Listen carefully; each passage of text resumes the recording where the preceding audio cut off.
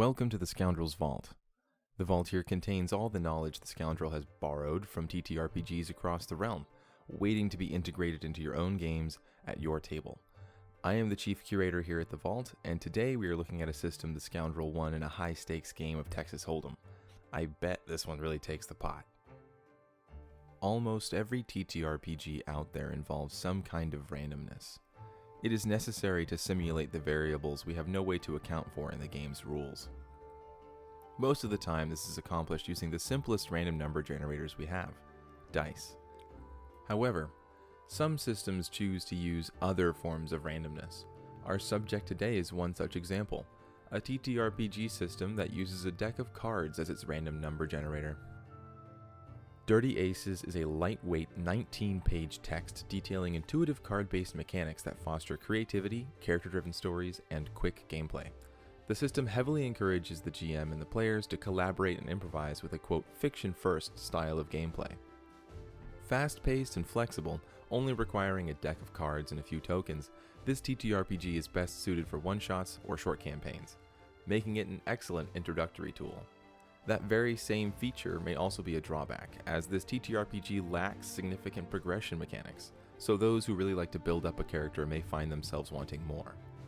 There are no ways to level up or to increase the mechanical effectiveness of your character in a permanent way, but that's what keeps the character creation fast and the attention on the narrative.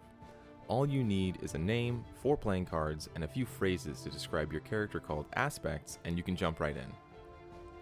Overall, this game is highly accessible to new and veteran players, flexes what simple rules it has for maximum excitement and payoff, and is best suited for groups who value role-playing and storytelling over detailed mechanics. The main method of resolving conflicts or ability challenges in Dirty Aces is the trick. A trick is a competition between the GM and the player, or between 2 players, both drawing a card from their hand and comparing the value. The higher card wins the trick.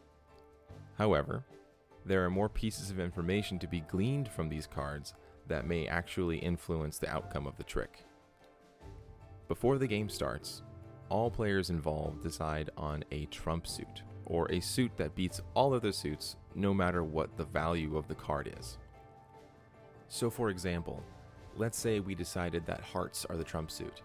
If our player draws a 2 of hearts, and the GM draws a jack of diamonds, the player still wins the trick due to drawing the trump suit. However, if both cards drawn are of the trump suit, they are compared normally.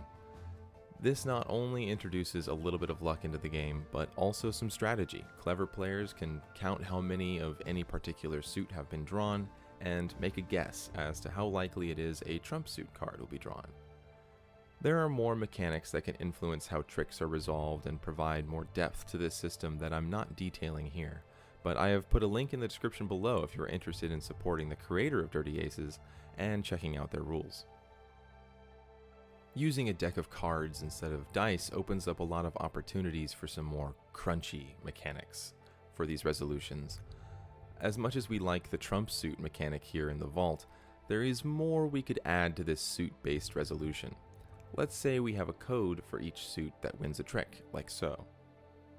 Hearts, success with a beneficial twist, like a critical success. Diamonds, success but at a cost.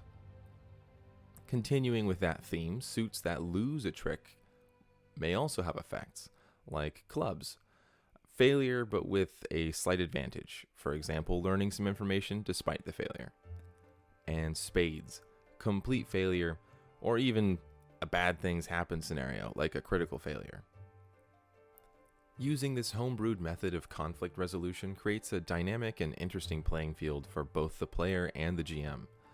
Because now every single card has a unique value. A 10 of hearts is not equal to a 10 of diamonds, and a player would be more likely to play a club over a spade, meaning that a handful of low cards is not always a bad thing. A trump suit can still be used with this style system, and can even be tuned to the kind of game your group wants to play. It simply has to be reduced to a numerical change to the value of the card. For example, a high success or narrative-focused game could have a hearts-based trump suit, causing all hearts to be valued at 2 more than the value of the card drawn. Or the inverse, a really harsh game with severe punishing losses could have all spades be valued at -2 to the card value. These simple manipulations create opportunities for exciting draws and allow for a mechanical representation of the style of game your group has chosen. Just to clarify, these rules are only used to resolve conflict or to overcome a particular challenge, meaning that this will only come into play during combat or other hardships the GM decides are worth some tricks.